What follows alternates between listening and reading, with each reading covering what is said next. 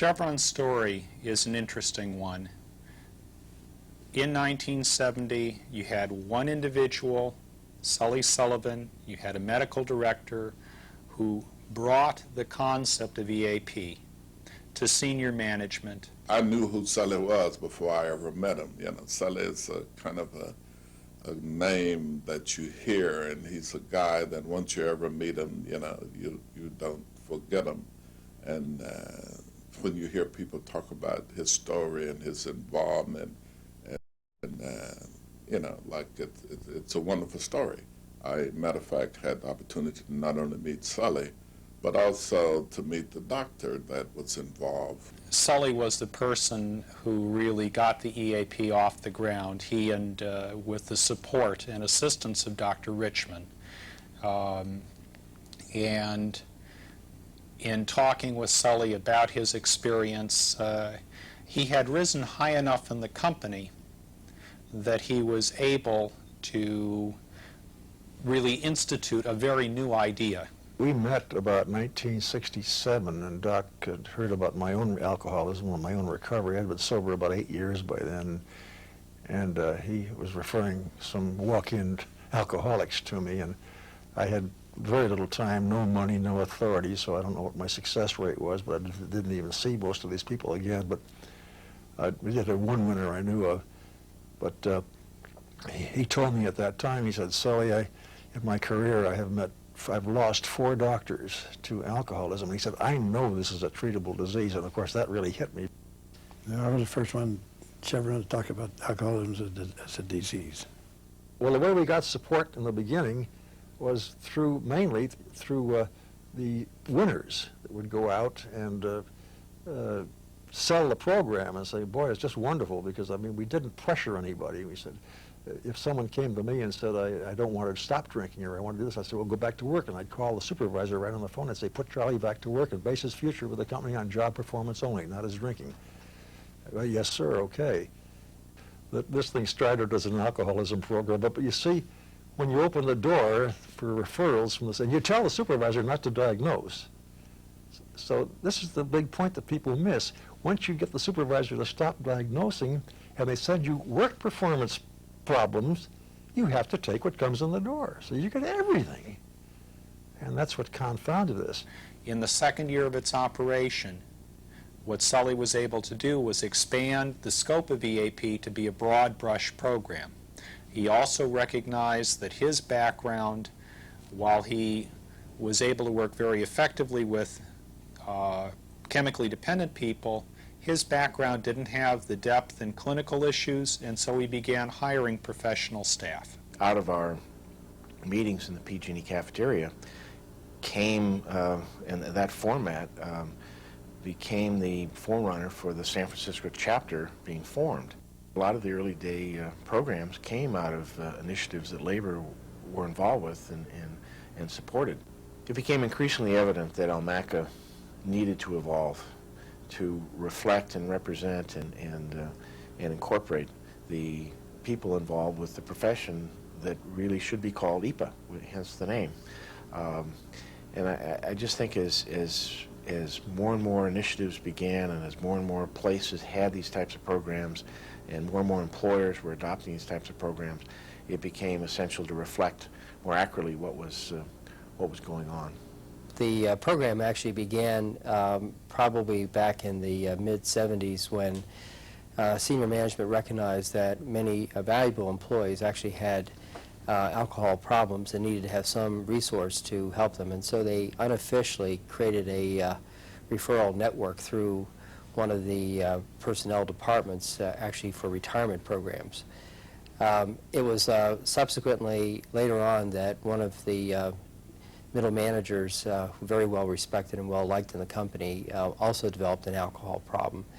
And at the time, our head of personnel was talking to the head of personnel for one of the local Bay Area oil companies here in town, Chevron, and was telling them about this really tragic situation with the person having great performance and now having an alcohol problem. And in talking with the head of personnel at Chevron, they said, well, you know, that they had an employee assistance program, and maybe that kind of program could help rehabilitate this employee. So it was thereupon, based upon that discussion, that Wells Fargo actually referred the employee in question to the Chevron EAP program, where they got help and got rehabilitated. And because of the great success of that intervention, Wells Fargo believed that it was essential that they develop their own program.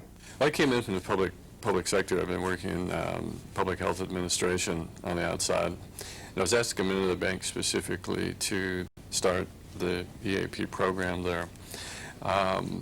At the time that I came in, senior management, this was in the early 80s, and senior management had reviewed a lot of the data that was coming out at that time. There was a lot of good research that indicated that a great deal of lost time and reduced performance and sort of dollar items of that sort were due to the fact that employees had unresolved personal problems, and saw a real value in beginning to address those things with a formal program. The Employee Assistance Program began in 1979 at Levi Strauss & Company by two women by the name of Catherine Sheen and Janet Greenwood.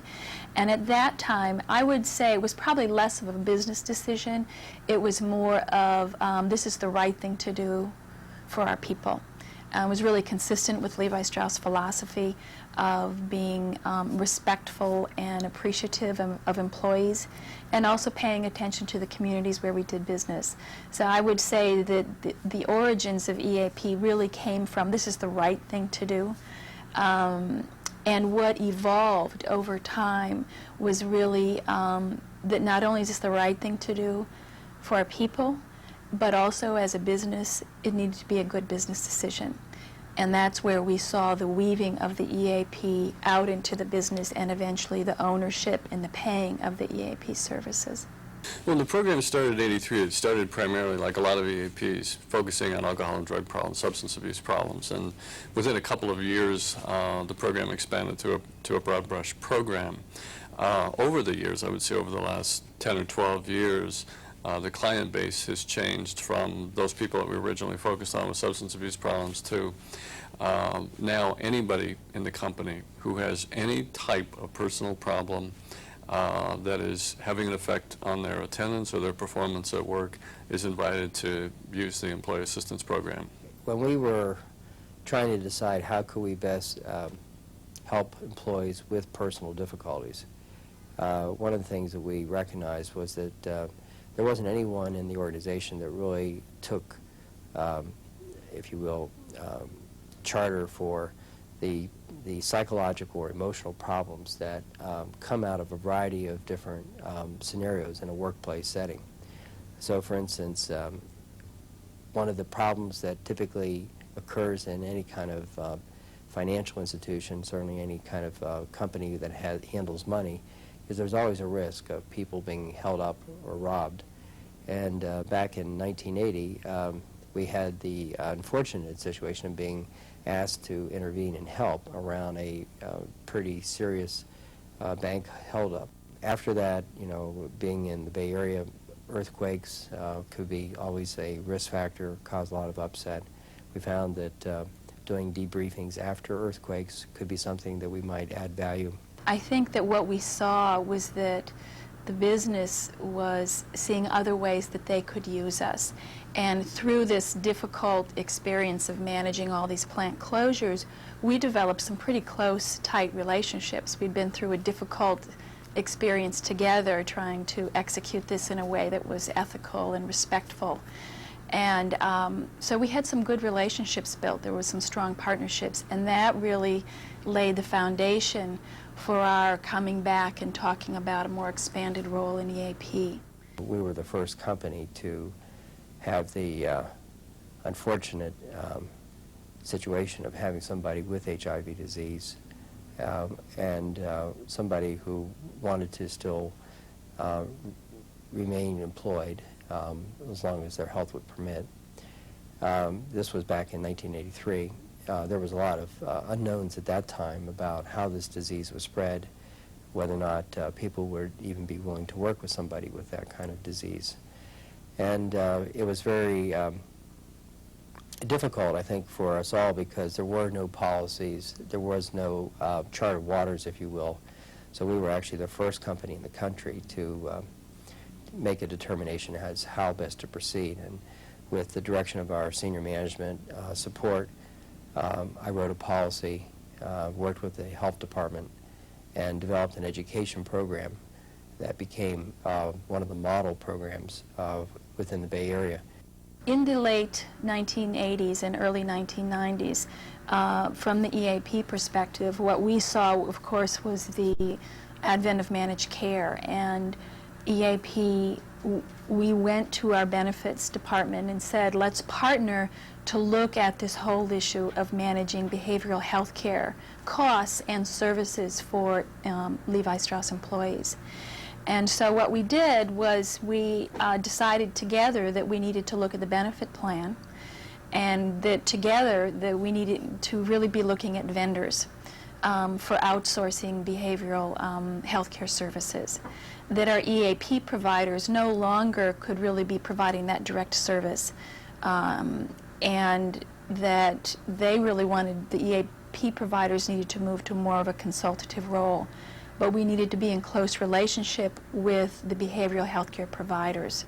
In the future, the employee assistance professional is going to have to deal with being a manager of, say, an external EAP vendor and perform that role in a way that is balancing the needs of the company, looking at, say, the legal department, the HR department, the benefits department, and kind of leading the way in terms of what the standard is, standard of care for the employee assistance services. San Francisco, being on the Pacific Rim, being a very cosmopolitan area, has a very diverse workforce. And because of that diversity, because of the, I think, increasing single parents situations, the increasing, if you will, mobility and people really working from a nuclear family as opposed to extended family, there's been a greater demand for support being placed on the employer and looking for innovative programming to help them deal with all the personal issues that surround the workplace setting. The philosophy of really taking a business-focused approach was probably first and foremost to be congruent with the overall philosophy of the company, which is to be very customer-focused. So one of our key corporate objectives is to understand the needs of the customer and try to surprise and delight them, if you will. So from that perspective, we look not to a program that is driven by our particular protocols, but rather a program that can be very fluid and adaptable based on what the varying needs of the business groups are. As we became known as a 7/24-hour customer service-oriented bank, we certainly couldn't say to our employees, our office hours are 9 to 5. So we've had to be very creative with our scheduling in order to be able to provide a 24-hour service. Now, interestingly, with regard to the kinds of diversity, work-family diversity that you see in a workplace, we've been able to mirror that internally. So, for example, one of our long service employees who wanted to be able to stay home and raise her children is the first person we piloted kind of an evening weekend on call program. That was very successful. We've been able to recruit additional people into that program. And what we have found is that there is substantial improvement, especially along the criteria of absenteeism, tardiness, roles and responsibilities, peer relations, the supervisor relationship, and the safety record. What we came up with was an interval that showed us that the savings was between $5 and $11 for every single dollar that was invested in EAP. The head of the claims-paying aspect of the trust did a study as part of his PhD thesis, and what he found is that in the first year following treatment on a broad-based EAP, that there was about a 2-to-1 return on medical surgical expense and sick leave expense based upon what the trust fund was paying.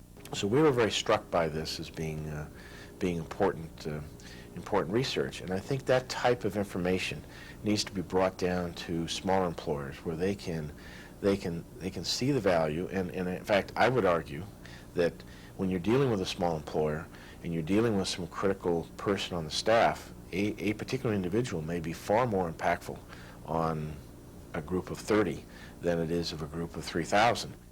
As president of the International Association, I had the opportunity to see where the association was going, and I see the future as being very bright, especially in the international arena. For example, we've had 2 chapters that's being formed in Johannesburg in South Africa. We have inquiries from Chile. We are doing some things in Australia, and they just recently had an international conference in Australia.